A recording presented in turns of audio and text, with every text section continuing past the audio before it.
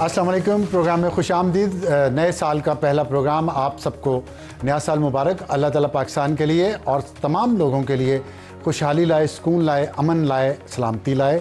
اور اس کے ساتھ ہم اپنے آج کے پروگرام کا آغاز کرتے ہیں۔ سب سے پہلے آج کی اہم خبر جو دی ہندو اخبار، انڈیا کا ایک اخبار ہے، اس نے دی ہے، اور اس میں انہوں نے بتایا ہے۔ آپ کو بتانے کا مقصد صرف یہ ہے کہ یہ جو توشہ خانہ والے مسائل ہیں نا، یہ صرف تیسری دنیا کے غیر ترقی یافتہ ممالک جیسے پاکستان ہے، صرف ان کے لیے نہیں ہے، امریکہ میں بھی یہی مسئلہ چل رہا ہے۔ اور انہوں نے یہ خبر دیا کہ امریکی اسٹیٹ ڈپارٹمنٹ کی سالانہ اکاؤنٹنگ رپورٹ کے مطابق انڈین وزیر اعظم نریندر مودی نے امریکی خاتون اول جل بائیڈن کو $20,000 مالیت کا 7.5 کیرٹ، کافی بڑا ہیرے کا تحفہ دیا۔ اتنا بڑا تو ہوگا۔ اور اس کے علاوہ جل بائیڈن کو یوکرینین سفیر نے $14,000 کا بروش، اور مصر کے صدر نے $4500 مالیت کے بروش، بریسلٹ اور فوٹوگراف تحفے میں دیے۔ صدر جو بائیڈن کو جنوبی کوریا کے صدر سے $7100 مالیت کی فوٹو البم، منگولیا کے وزیر اعظم سے $3400 مالیت کے منگولیا کے جنگیوں کا مجسمہ، برونائی کے سلطان سے $3300 مالیت کا سلور بول، اسرائیل کے وزیر اعظم سے $3100 مالیت کی سٹرلنگ سلور ٹرے، اور یوکرین صدر سے ایک اور تحفہ $2400 مالیت کا کولاج۔ اب یہ امریکی فیڈرل لاء کے مطابق $480 سے زائد مالیت کے تحفے آرکائیو میں جمع کروانے پڑتے ہیں، لیکن جل بائیڈن جو موجودہ امریکی صدر جو بائیڈن کی اہلیہ ہیں، اور کچھ دنوں بعد وہ وائٹ ہاؤس سے چلے جائیں گے، ان کا مدت صدارت ختم ہو رہی ہے، انہوں نے جل بائیڈن نے مودی کا ہیرے کا تحفہ آفیشیل استعمال کے لیے اپنے پاس رکھ لیا۔ باقی تمام تحفے صدر اور خاتون اول نے آرکائیو میں جمع کروا دیے وہاں کے قانون کے مطابق، کیونکہ $480 سے زیادہ قیمت تھی۔ جل بائیڈن کے ترجمان کے مطابق جل بائیڈن آفس چھوڑنے سے پہلے ہیرا بھی آرکائیو میں جمع کرا دیں گی۔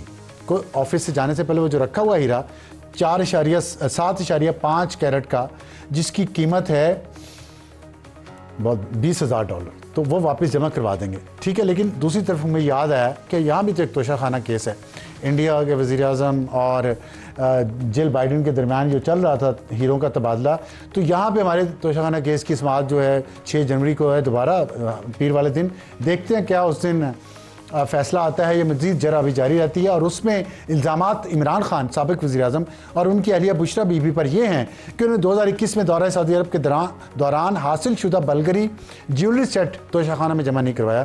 اس سیٹ میں ایک عدد بریسلٹ، انگوٹھی، جھمکے اور نیکلس بھی شامل ہے۔ اور دوسرا بڑا الزام یہ ہے کہ عمران خان اور بشرا بی بی نے 7,15,00,000 مالیت کے سیٹ کی قیمت پرائیویٹ فرم سے 58 لاکھ لگوائی اور 29 لاکھ روپے کی ادائیگی کی اور گھر لے گئے۔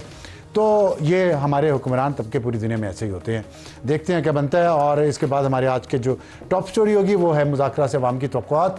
اس میں ہمیں جوائن کریں گے سینیٹر عرفان صدیقی، اور جو رہنما ہیں پاکستان مسلم لیگ نون کے اور حکومتی مذاکراتی کمیٹی کے ترجمان بھی ہیں۔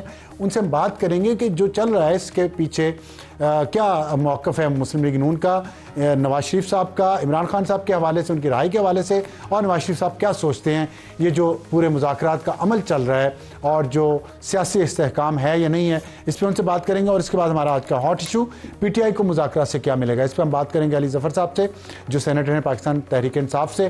ان سے پوچھیں گے کہ یہ جو اتنے الزامات لگ رہے ہیں کہ ایک اور ٹریک ٹو ڈائلاگ بھی ہو رہا ہے پی ٹی آئی اور اسٹیبلشمنٹ کے درمیان، اس میں کتنی سچائی ہے۔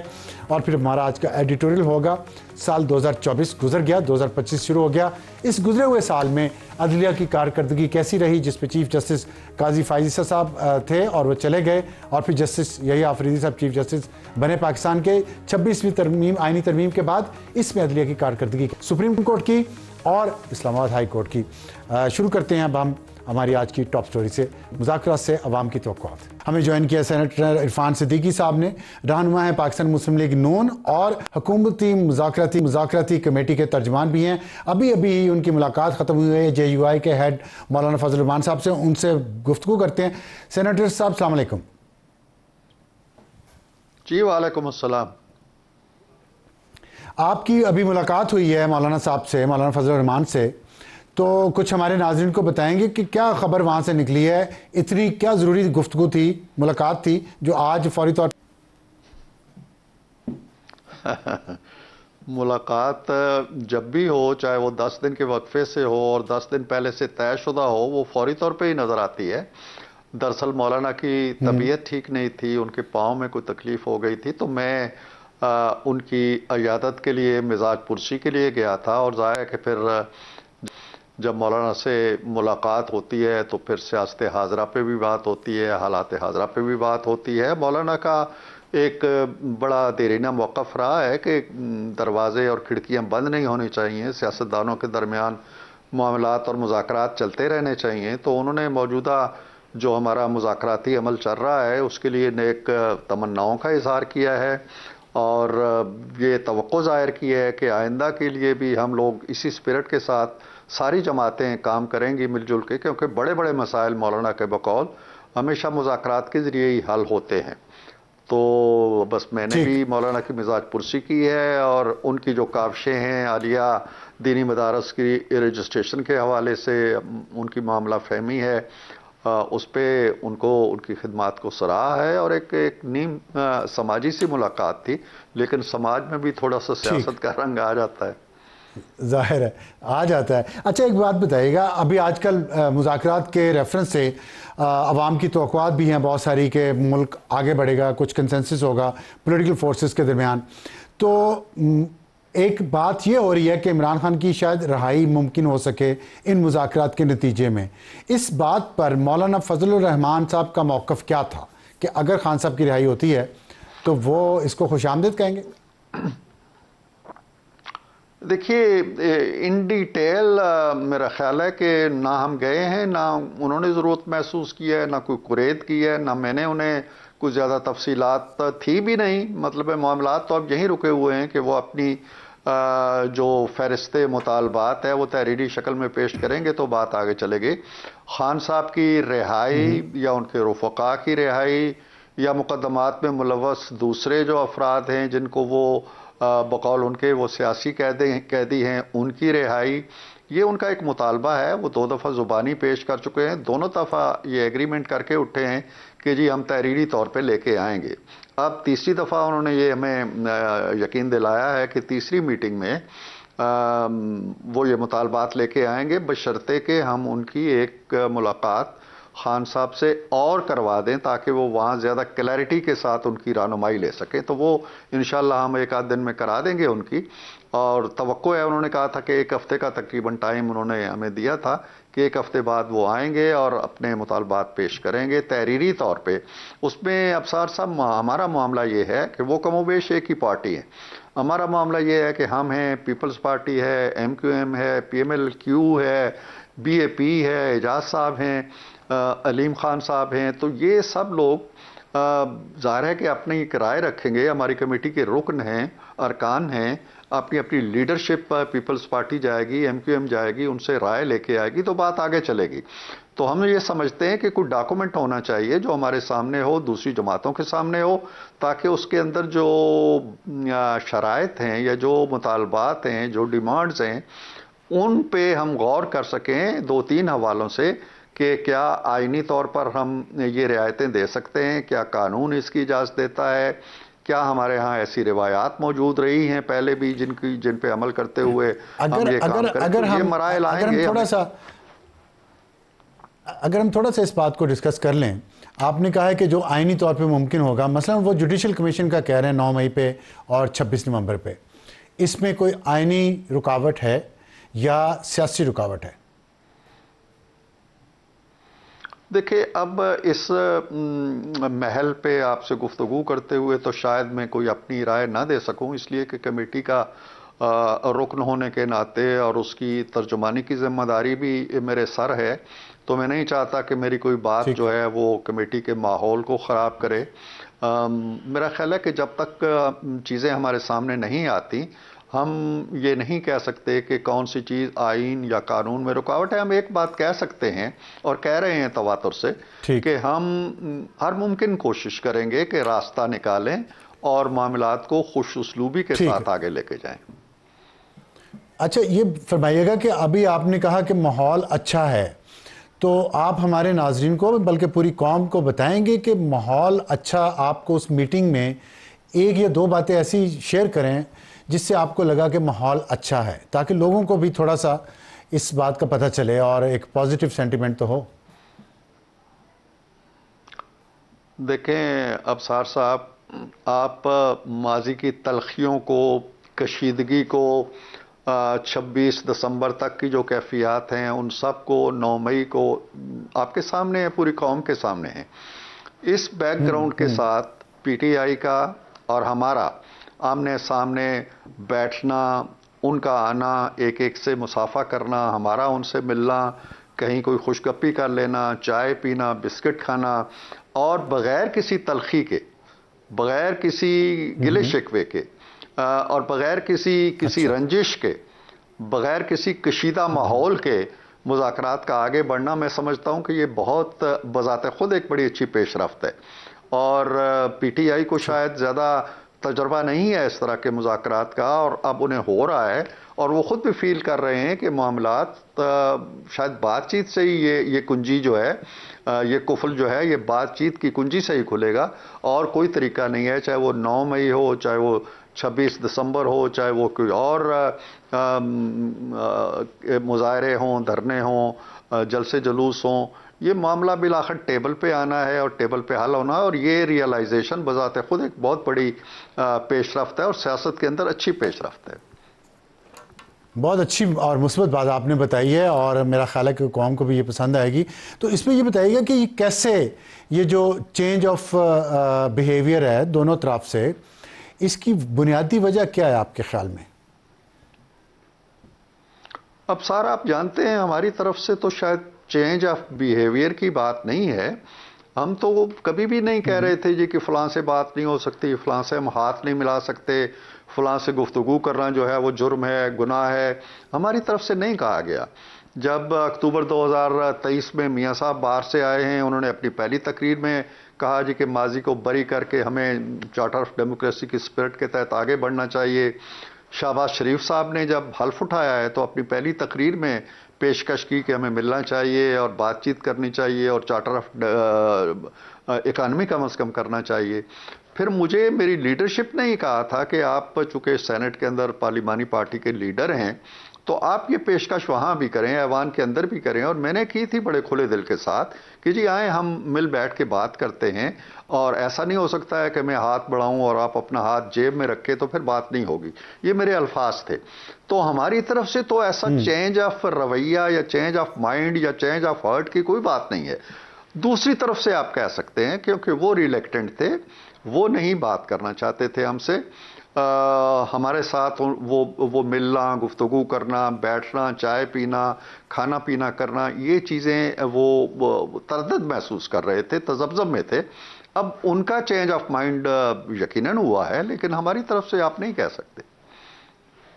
آپ کے خیال میں کیا وجہ ہو سکتی ہے ان کے چینج آف مائنڈ کے؟ کیا 26 نومبر کو جو کچھ ہوا ہے اس کے بعد ان کی لیڈرشپ نے اپنی پالیسی کو ریوائز کیا ہے، یا وہ مایوس ہو گئے ہیں، یا وہ سمجھتے ہیں کہ انہیں اب سیاسی اور جمہوری رویہ اختیار کرنا چاہیے؟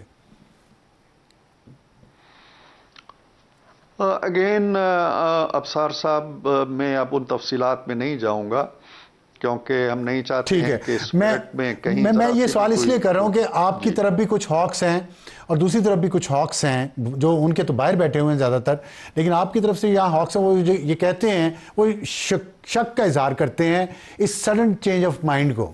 میں اس تناظر میں یہ پوچھ رہا ہوں تاکہ عوام کو پتہ چلے۔ جی آپ ٹھیک کہہ رہے ہیں ابصار صاحب، بالکل درست کہہ رہے ہیں۔ پی ٹی آئی کے ساتھ، پی ٹی آئی کی تاریخ کو ذہن میں رکھتے ہوئے، پس منظر کو ذہن میں رکھتے ہوئے مذاکرات میں چلے جانا ہمارے بہت سے لوگوں کے لیے، ہماری جماعت کے بہت سے افراد کے لیے اور نمایاں سرکردہ افراد کے لیے کوئی اچھی پیش رفت نہیں ہے، اور وہ دل سے اس چیز کو زیادہ پسند بھی نہیں کرتے، قبول بھی نہیں کرتے۔ سوچ the case with P T I, P T آئی کے اندر بھی ابھی تک وہ مائنڈ سیٹ موجود ہے جو 26 دسمبر سے پہلے تھا کہ ان لوگوں سے بات نہیں ہو سکتی، ان سے مل نہیں سکتے، ان کے ساتھ بیٹھ نہیں سکتے، چور ہیں، کرپٹ ہیں، ڈاکو ہیں، یہ سوچ موجود ہے۔ لیکن ہماری طرف سے ہاکس ہیں یا ان کی طرف سے ہاکس ہے، ہم نے ابصار صاحب اپنی پہلی میٹنگ میں طے کیا تھا کہ ادھر سے بیان آئے، ادھر سے بیان آئے، ادھر سے کوئی تیر چلے، ادھر سے کوئی خنجر برسے، ہم ان چیزوں کو خاطر میں نہیں لائیں گے. جو مرضی ہے ہماری طرف سے کہا جاتا رہے, جو مرضی ہے آپ کی طرف سے کہا جاتا رہے, نہ آپ اپنا دل میلا کریں, نہ ہم آپ سے شکایت کریں گے. ہم اس کمرے کی چار دیواری تک رہیں گے اور معاملات کو آگے لے کے جائیں گے. تو میرا خیال ہے ہم نہیں اثر بڑی اچھی بات آپ نے کی ہے سینیٹر صاحب, بہت اچھی بات ہے, نہیں لینا چاہیے اور آپ لوگوں کو ایسی کمٹمنٹ کے ساتھ یہ کرنا چاہیے. یہ بتائیے گا, آپ نے پی ایم ایل این کی قیادت کی بات کی ہے, سرکردہ افراد کی بات کی ہے.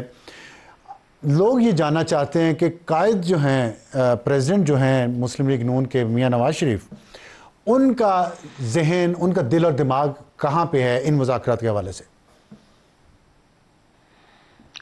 دیکھیے ابصار صاحب, دلوں کا حال تو اللہ تعالیٰ جانتا ہے, اور دماغ میں کیا ہے ابھی تک کوئی ایسی سائنس شاید کم ہی ایجاد ہوئی ہے کہ ان کسی کے خیالات کو پڑھ لیا جائے.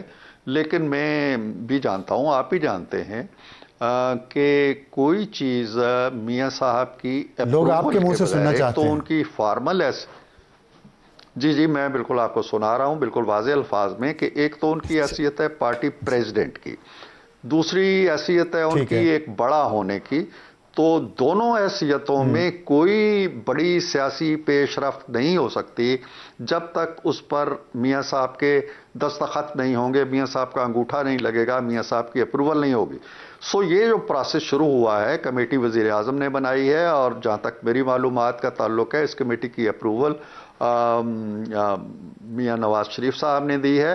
اور وہ چاہتے ہیں کہ معاملات اگر بہتر ہوتے ہیں تو یقیناً وہ کوئی رخنہ نہیں ڈال رہے, اور کوئی اس مذاکراتی عمل کے راستے میں مانے یا حائل نہیں ہے. اچھا یہ بتائیے گا کہ عمران خان کی رہائی کے حوالے سے میاں نواز شریف اس طرح کی کسی بھی ڈیولپمنٹ کو خوش آمدید کہیں گے یا اس کی مخالفت کریں گے؟ دیکھیں, یہ تو جب مرحلہ آئے گا, اور اس مرحلے آنے میں ابھی مہینے لگتے ہیں یا زیادہ لگتے ہیں, تو اس مرحلے پہ ہی کوئی بات کہی جا سکے گی. ایک مفروضے کے اوپر تو میں نہیں کہہ سکتا کہ کون خوش ہوگا یا کون ناراض ہوگا, یا کیا یہ واقعہ ہوگا بھی یا نہیں ہوگا.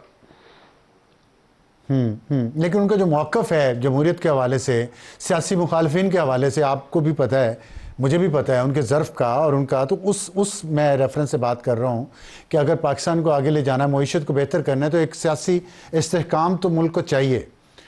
اس تناظر میں آپ مجھے بتائیں گے کہ کیا ہو سکتا ہے آئندہ؟ اب دیکھیں, میں اگر یہ کمیٹی نہ ہوتی تو اتنے عمدہ, اتنے اچھے سوالات آپ کر رہے ہیں, اور میرا دل بھی مچل رہا ہے کہ میں ان کے جوابات اسی سپرٹ کے ساتھ دوں, لیکن مجھے تھوڑا سا اپنے آپ کو روکنا پڑ رہا ہے. ٹھیک ہے. میرا خیال یہ ہے کہ ہم زیادہ پیش بینی نہ کریں اور توقع رکھیں کہ معاملات ٹھیک ہوں گے. اور یہ کہ کیا سیاسی استحکام کس طرح سے آئے گا, یا میری ذاتی رائے تو یہ ہے کہ جی کوئی سیاسی عدم استحکام نہیں ہے. میں لکھ بھی چکا ہوں اس پہ, کوئی سیاسی عدم استحکام نہیں ہے. عدالتیں آپ کی چل رہی ہیں, انتظامیہ آپ کی چل رہی ہے, فوج ماشاءاللہ آپ کی تابندہ ہے, قربانیاں بھی دے رہی ہے, جد و جہد بھی کر رہی ہے. ملک کا کوئی ادارہ مفلوج نہیں ہے. مختلف پارٹیوں کی حکومتیں ہیں, اپنے اپنے صوبوں میں چل رہی ہیں, وفاقی حکومت چل رہی ہے, معیشت آگے بڑھ رہی ہے. ویر سیاسی عدم استحکام سوائے ایک نعرہ ہے, ایک بیانیہ ہے جو ہمارے ذہنوں میں ٹھونسا جا رہا ہے. دیر از نو سیاسی عدم استحکام. چلے ہم اس طرح کی اختلاف ڈالنے والی بات نہیں کرتے. یہ دوسری طرف یہ امید ہے کہ جو ابھی مذاکرات آپ کے پی ٹی آئی سے ہو رہے ہیں, آپ کی طرف تمام سیاسی جماعتیں ہیں, ان کی طرف بھی 2-3 تو ہیں ہی, تو تقریباً پاکستان کی تمام سیاسی جماعتوں کا آپس میں مکالمہ ہو رہا ہے. تو آپ سمجھتے ہیں کہ یہ ایک بہت اچھا موقع ہے چارٹر آف ڈیموکریسی 2 کرنے کا, مساق جمہوریت 2 کرنے کا, اور ہو جائے گا؟ جی ابصار صاحب, بالکل ہمارے ذہن میں یہ بات ہے. ہم نے غیر رسمی طور پہ جو اپنی میٹنگز ہماری ہوتی رہتی ہیں, مشاورتی عمل ہوتا رہتا ہے ہماری اپنی کمیٹی کا یا پی ایم ایل این کے لوگوں کا, اس میں یہ چیز زیر بحث آئی ہے, زیر غور آئی ہے. بہت سی اور چیزیں کی جا سکتی ہیں, اور جو مذاکرات آگے چلیں گے انشاءاللہ.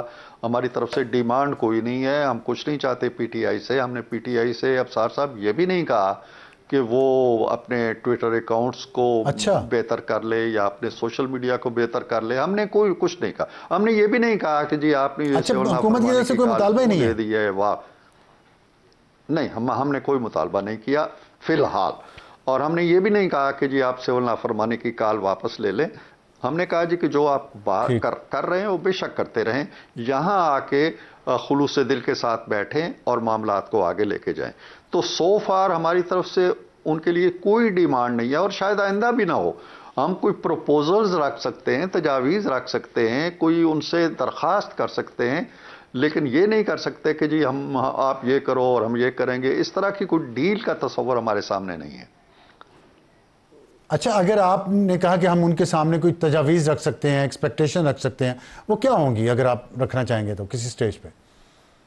دیکھیں نا, بہت سی چیزیں ابھی آپ نے ذکر کیا چارٹر آف ڈیموکریسی کا کہ اس میں 2006 میں یہ ہوا تھا. ابھی 18 سال ہو گئے ہیں. تو میرا خیال ہے کہ اب آگے بڑھنے کے لیے اس 18 سال کے درمیان بہت سی چیزیں ہوئی ہیں, بہت سے تجربات ہوئے ہیں, نئے ہمارے مسائل سامنے آئے ہیں. ان کی روشنی میں چارٹر آف ڈیموکریسی کو ری وزٹ کیا جا سکتا ہے. یہ ہو سکتا ہے کہ ہم چارٹر آف اکانومی کی طرف جائیں. سب سے بڑی بات یہ جو آئے دن ہمارے ہاں یہ مسائل ہوتے ہیں جی کہ ہم نے جلسہ کرنا ہے, جی ہم نے جلوس کرنا ہے, جی ہم نے فلاں جگہ بیٹھنا ہے, جی ہم اسی پہ ایک مفاہمت کر لیں جی کہ نہیں, اسلام آباد میں ہوگا تو ہم یہاں بیٹھیں گے, پشاور میں ہوگا تو یہ ہوگا, لاہور میں ہوگا تو یہ ہوگا. اس پہ ہم آپس میں ایک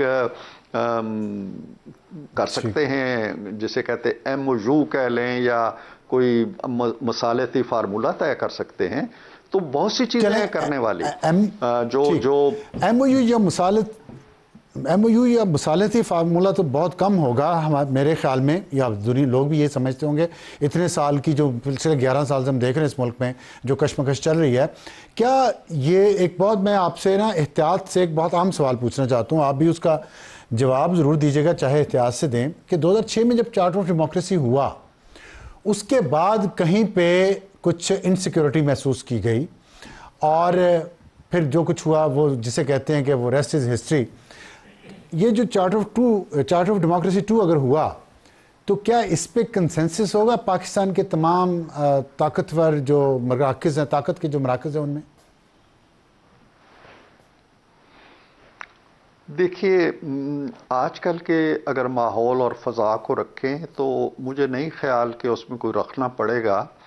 اس وقت بھی عملاً جو ایک بڑی مفاہمت کے ساتھ, ہم آہنگی کے ساتھ ادارے ملک کی معیشت کے لیے, دہشت گردی پر قابو پانے کے لیے, ہمہ جہتی ترقی کے لیے, سرمایہ کاری کے لیے ایک دوسرے کے ساتھ تعاون کی اسپرٹ کے ساتھ آگے بڑھ رہے ہیں. تو میرا خیال نہیں کہ اس میں انہیں کوئی ایسی رکاوٹ محسوس ہوگی چارٹر کے اندر کہ جو وہ خطرہ محسوس کریں گے. دوسری بات یہ کہ اگر کہیں کوئی خطرہ اب صاحب محسوس بھی کیا گیا ہے نا 2006 کے بعد, تو آپ یہ دیکھیے کہ اس کے اثرات بہرحال پڑے ہیں ہماری سیاست کے اوپر.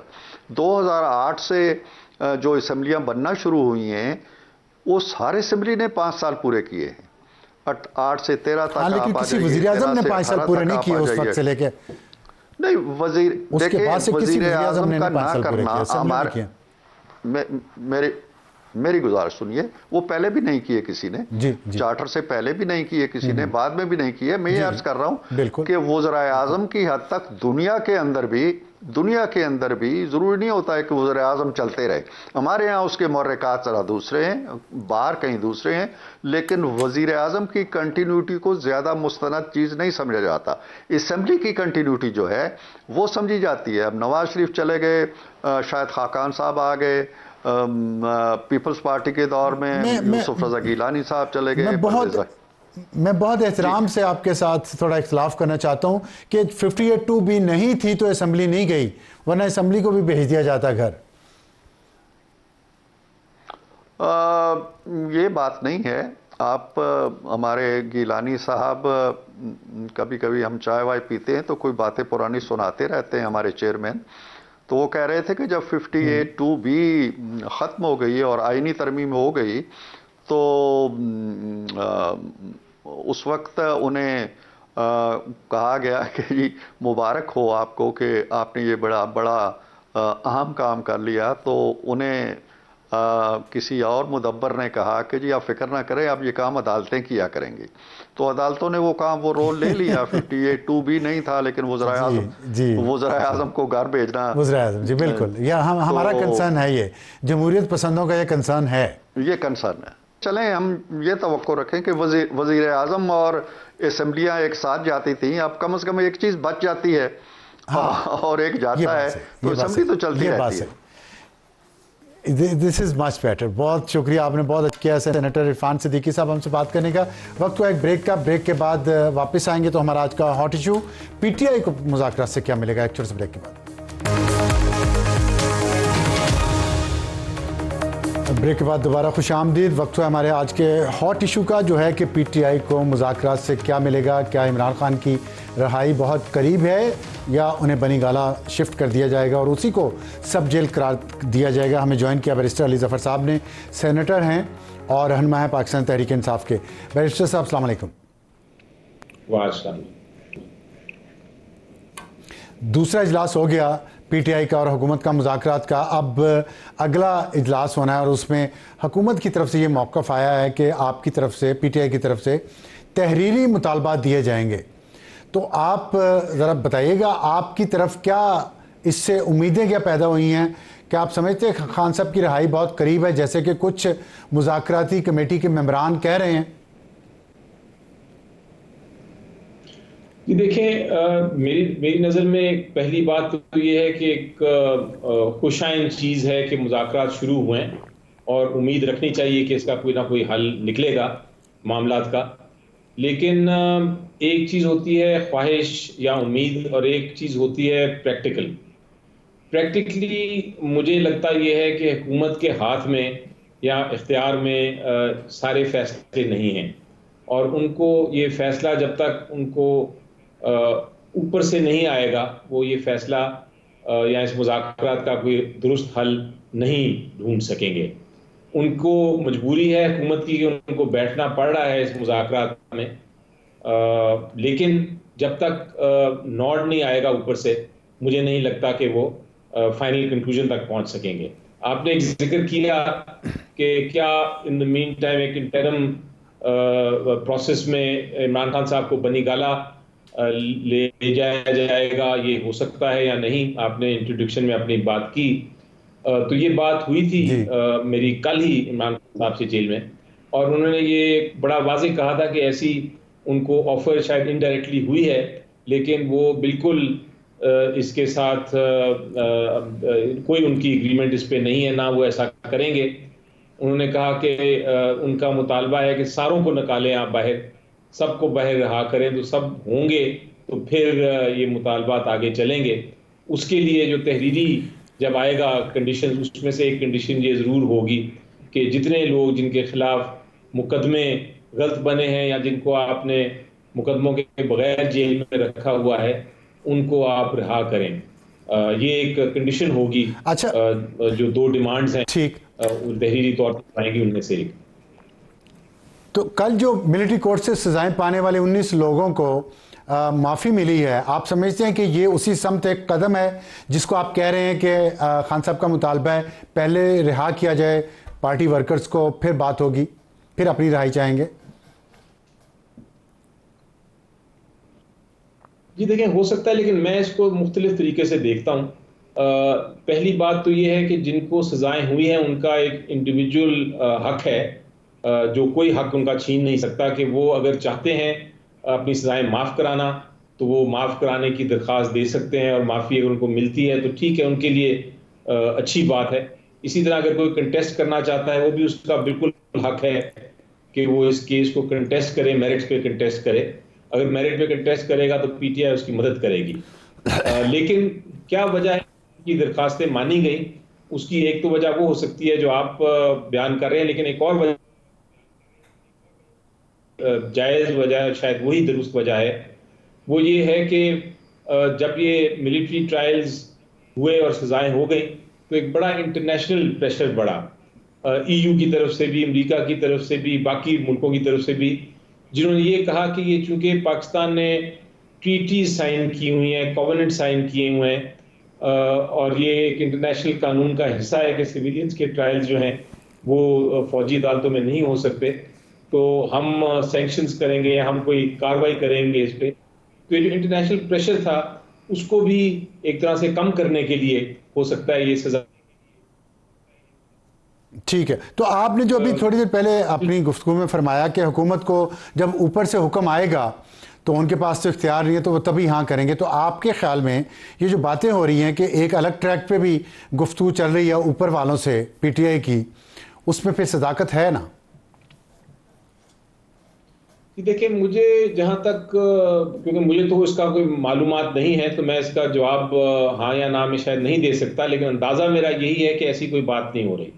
اور اس کی وجہ یہ ہے کہ جب اندازہ عمران خان صاحب سے یہ پوچھا, یقین تو نہیں ہے نا آپ کو؟ عمران خان صاحب جی عمران خان صاحب یقین تو نہیں ہے نا آپ کو, اندازہ ہے نا؟ ڈینائی کیا تھا کہ ایسی کوئی بات نہیں ہے. تو اگر ایسی بات نہیں ہے تو یہ ابھی تک افواہیں ہیں, اور یہ افواہیں جو ہیں یہ میری بار بار یہ ذکر ہوتا ہے جب بھی حکومت پہ پریشر پڑتا ہے تو وہ وہاں سے کہیں سے افواہ آتی ہے کہ جناب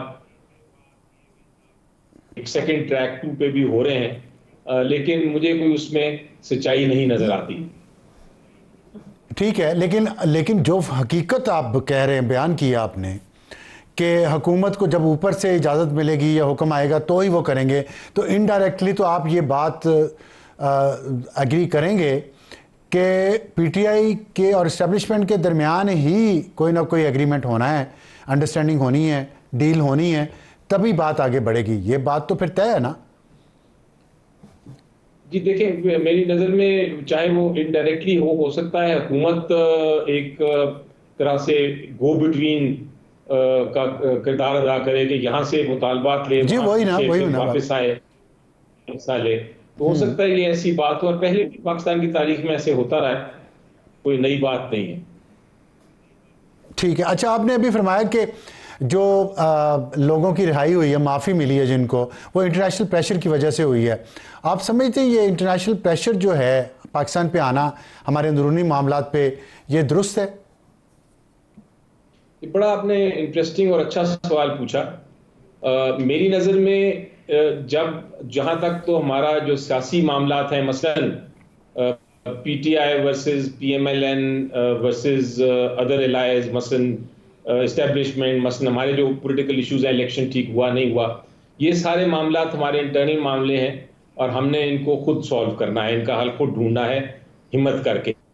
جو ہمارے قوم ہمت کر رہی ہے, پروٹیسٹ کر رہی ہے, وہ ہمارا حق ہے, اور اس میں کسی کو انٹرفیرنس کرنے کی ضرورت نہیں. ہماری ریکویسٹ صرف یہ ہوتی ہے انٹرنیشنل کمیونٹی سے کہ ان معاملات میں آپ نیوٹرل رہیں, یعنی ہمارے خلاف بھی نہ ہوں, ہمارے حق میں بھی نہ ہوں, آپ نیوٹرل رہیں. لیکن یہ ہے ایک ایسپیکٹ سیاسی. دوسرا ایسپیکٹ آپ خود بہت میرے سے سمجھتے ہیں اس معاملے کو, وہ ہے ہیومن رائٹس کا, یعنی بنیادی حقوق اور انسانی حقوق کا. یہ صرف کسی ملک کے نہیں ہوتے, یہ پوری دنیا کے, جب بات انسانی حقوق کی آتی ہے تو پوری دنیا انوالو ہوتی ہے. اب غزہ میں دیکھیں جو کچھ ہو رہا ہے, جب بھی انسانی حقوق کی وہاں خلاف ورزی ہوگی تو پوری دنیا ایک طرف ہوگی اور وہ بات کر سکتی ہے. ہم پاکستان میں بیٹھے ہوئے بھی اس پہ بات کرتے ہیں اور کہتے ہیں کہ بڑی غلط بات ہے اور رکنا چاہیے, اور ڈیمانڈ کرتے ہیں ہر فورم پہ. تو جب ہیومن رائٹس کی بات ہوتی ہے تو پھر یہ معاملہ خالی نیشنل نہیں رہے, پھر ہر شہری جو دنیا کا ہے, بالخصوص جو پارلیمنٹیرینز ہیں اور آفیشلز ہیں, تبصرہ کر سکتے ہیں اور اس پہ ڈیمانڈ کر سکتے ہیں ملک سے کہ جناب آپ نے ہمارے ساتھ سائن کیے ہوئے ہیں, آپ انٹرنیشنل قوانین کے پابند ہیں, آپ ہیومن رائٹس کی وائلیشن نہیں کر سکتے. تو وہاں جب پریشر آتا ہے ہیومن رائٹس کے معاملے میں تو میرا خیال ہے اس میں بالکل میں انٹرنیشنل کمیونٹی کے ساتھ کھڑا ہوتا ہوں. بلکہ میں نے کئی جگہ انٹرنیشنل کمیونٹی کو کنڈیم کیا ہے جہاں انہوں نے ہیومن رائٹس کو اگنور کیا ہے. مثلا جس زمانے میں یہ اپارتھائڈ تھا, آپ یاد ہے ساؤتھ افریقہ میں جب اپارتھائڈ کا زمانہ تھا, تو میں اسٹوڈنٹ تھا اس وقت, تب سے بھی میں اپنے کالجز اور یونیورسٹیز میں جب پڑھ رہا تھا, ہر جگہ میں انٹرنیشنل فورمز پہ بھی جا کے میں یہ بات کرتا تھا کہ اٹھیں اور بائیکاٹ کریں ساؤتھ افریقہ کا جو کہ اس وقت ایک طرح سے اپارتھائڈ میں بہت بڑی بری رجیم تھی جس میں نیلسن منڈیلا صاحب کو بھی رکھا ہوا تھا انہوں نے جیل میں. اس کے بعد اٹھانا میرا خیال ہے بالکل درست ہے سیاسی معاملے اور ہیومن رائٹ سے الگ. ٹھیک ہے. اچھا یہ بتائیے گا کہ جب عمران خان کے دور میں ملٹری کورٹس نے سزائیں دی تھی لوگوں کو, اس وقت کوئی انٹرنیشنل پریشر آیا تھا, کوئی انٹرنیشنل کانڈمنیشن, یہی والی بات جو آپ کر رہے ہیں کہ فنڈامنٹل رائٹس انشور کرنے چاہیے لوگوں کے؟ دیکھیں میں اس وقت حکومت میں تو نہیں تھا, لیکن اگر ایسی کوئی بات ہے تو ہونا چاہیے تھا پریشر. اور یہ ایک بڑا ہمارا ایک طرح سے طریقہ کار بن گیا ہے کہ ہم ہر بار ماضی میں جانا شروع ہو جاتے ہیں کہ آپ نے یہ غلطی کی یا کسی اور نے غلطی کی 10 سال پہلے, تو اب وہ غلطی آج کے زمانے میں جائز ہے. میری نظر میں ہمیں سامنے کی طرف دیکھنا چاہیے, مستقبل کی طرف. آج کے دن ہم بیٹھے ہیں, ڈسکشن کر رہے ہیں, کیا ایشو ہے غلط اس کو ہم غلط کہیں, کیا ایشو ہے صحیح اس کو ہم صحیح کریں. میں اگر کوئی غلطی کرتا ہوں آج کے دن, آپ بالکل جائز ہیں مجھے درست کرنے میں, اور مجھے چاہیے, میری ذمہ داری ہے کہ میں اپنی غلطی مان کے سوری کہوں اور آگے چلوں. لیکن اب یہ بات بڑی اہم کی آپ نے. ماضی کی بات اسی وقت ہو رہی ہے بار بار, کیونکہ پی ٹی آئی اور عمران خان اور دوسرے جو لیڈر ہیں وہ نہیں ماضی کی غلطیاں تسلیم کر کے معافی نہیں مانگ رہے. وہ کہہ رہے ہیں ہم نے جو کیا وہ اس کو بھول جائیں آپ, وہ ماضی ہے. اب ہمارے ساتھ جو ہو رہا ہے نا, یہ بس دنیا میں تاریخ میں کبھی نہیں ہوا. یہ جو ایٹیٹیوڈ ہے, یہ رویہ جو ہے, یہ لوگوں کو تکلیف دیتا ہے نا, جنہوں نے سفر کیا ہے at the hand of this government, the previous government. تو اس پہ آپ کی پارٹی کے اندر یہ بات ہوتی نہیں ہے کہ ہمیں اپنے we should come clean on our past and سے سوری؟ دیکھیے جی, آج اسٹینڈنگ کمیٹی آن انفارمیشن کی آج ہم نے سینٹ کی ہے میٹنگ, اور اس میں 2 ایشوز بڑے اہم ریز ہوئے. ایک تو یہ تھا کہ کیا کسی بھی پولیٹیکل پارٹی یا کسی بھی لیڈر کی سٹیٹمنٹس کو میڈیا پہ سینسر کیا جا سکتا ہے, روکا جا سکتا ہے کہ نہیں. اور دوسرا یہ کہ جو پارلیمنٹری ڈیبیٹ ہوتی ہے اس میں جب بھی پارلیمنٹری لیڈر کسی پارٹی کا یا نان گورنمنٹ وہ سپیچ کرنے لگتا ہے تو ایک بلینک سکرین آ جاتی ہے پارلیمنٹری, جو ہماری ٹی وی ہے, پی ٹی وی کا حصہ, ادھر بلینک سکرین آ جاتی ہے اور وہ ایک طرح سے سینسر کر دی جاتی ہے اسپیچ. تو کیا یہ جائز ہے اور اس کو ختم نہیں ہونا چاہیے؟ تو اس پہ ہر پولیٹیکل پارٹی کا سینیٹر ادھر تھے اور سب نے یہ ایگری کیا کہ ہر ایک کے ساتھ یہ ہوتا رہا ہے, ماضی میں ہوتا رہا ہے. لیکن اب چونکہ ہم بیٹھے آج کے دن ہیں تو اب ماضی کی باتیں کرنا, وکٹمائزیشن کس کو ہوئی کس کو نہیں ہوئی, وہ تو ایک لمبی ڈیبیٹ ہوتی رہتی ہے, کوئی مانے گا کوئی نہیں مانے گا. لیکن آگے مستقبل میں کسی کے ساتھ نہیں ہونا چاہیے, آج حال میں کسی کے ساتھ نہیں ہونا چاہیے. ماضی سے ہم سارے سیکھیں. تو یہ ایک میرا خیال ایٹیٹیوڈ کرنا پڑے گا اور ہمیں آگے بڑھنا پڑے گا. کوئی ایسا بڑی اچھی بات ہے اگر کر لے پی ٹی آئی اور خان صاحب اس پہ کریں.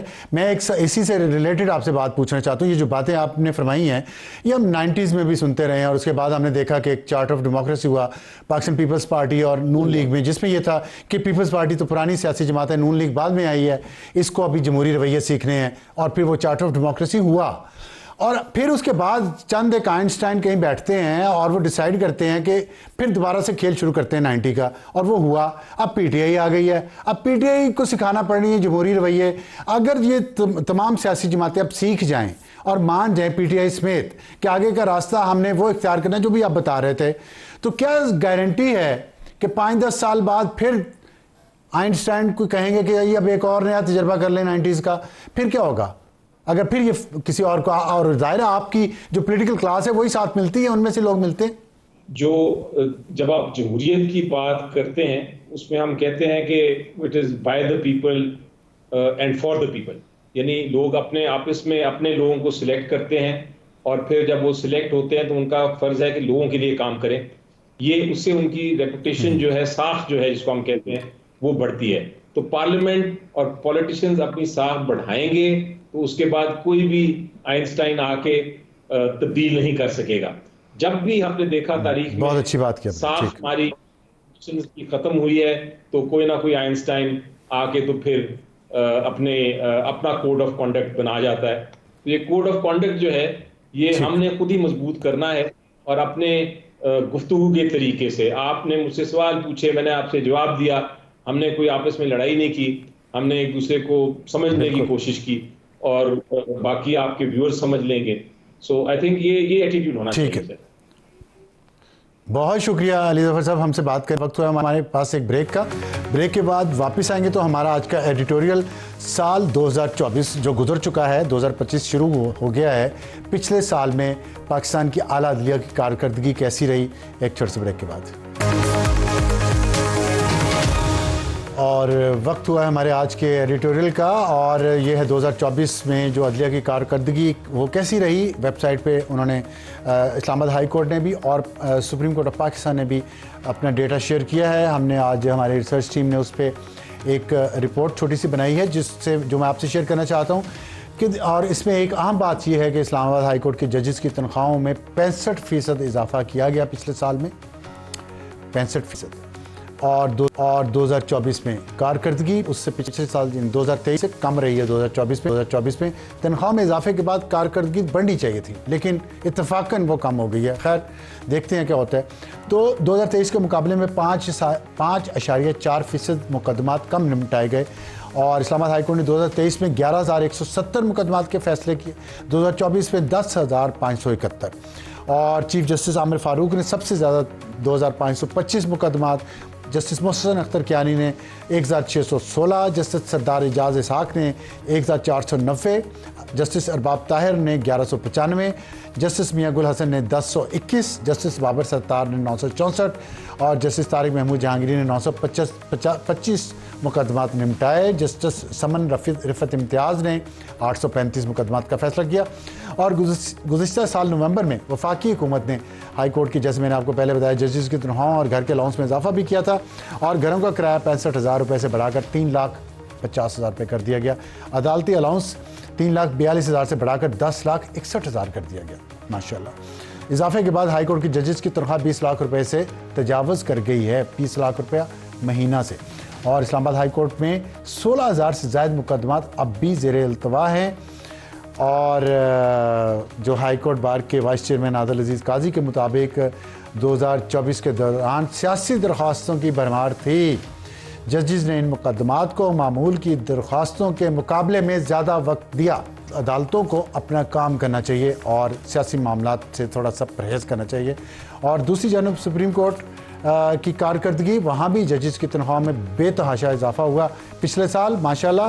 اور کہنا چاہیے کیونکہ نظر نہیں لگنی چاہیے زیادہ تنخواہ کسی کی بھی ہو, ہماری تو نہیں ہے. تو اس میں جو سپریم کورٹ کی کارکردگی پر اعلامیہ جاری کیا کہ چیف جسٹس یحییٰ آفریدی کی کورٹ نے 28 اکتوبر سے 3 جنوری تک 7,482 مقدمات نمٹائے. نئے مقدمات کے اندراج کی تعداد 2,950. مجموعی طور پر کارکردگی بہتر ہے. اعلامیے میں مزید کہا گیا کہ مزید عدالتی نظام میں شفافیت اور مؤثر بنانے کے لیے جدید IT سسٹم لگایا گیا. عوامی لیے قانونی ماہرین, فریقین, سول سوسائٹی سے فیڈ بیک لینے کا عمل متعارف کروایا گیا. ای حلف نامہ بہت اچھی بات ہے, اور فوری تصدیق شدہ کاپیوں کی فراہمی شروع کی گئی. تو ایک ذرا سی رے آف ہوپ ہے. آئی ہوپ کہ جیسے سپریم کورٹ نے فیصلہ کیا ہے کہ وہ سیاست پہ توجہ کم دے گی, اپنے نظام پہ, نظام انصاف کو بہتر کرنے پہ توجہ زیادہ دے گی. امید ہے کہ ہائی کورٹس جو ہیں سپریم کورٹ سے کیوں لیں گی اور اپنے آپ کو سیاست سے بچائیں گی. اس امید کے ساتھ آج نئے سال کا پہلا پروگرام ہم آپ سے اجازت چاہتے ہیں, اس دعا کے ساتھ پاکستان کا عدالتی نظام اگر اس دنیا کا نہیں تو کم از کم اس ملک کا سب سے بہتر نظام بن جائے. دعا کریں. Good night.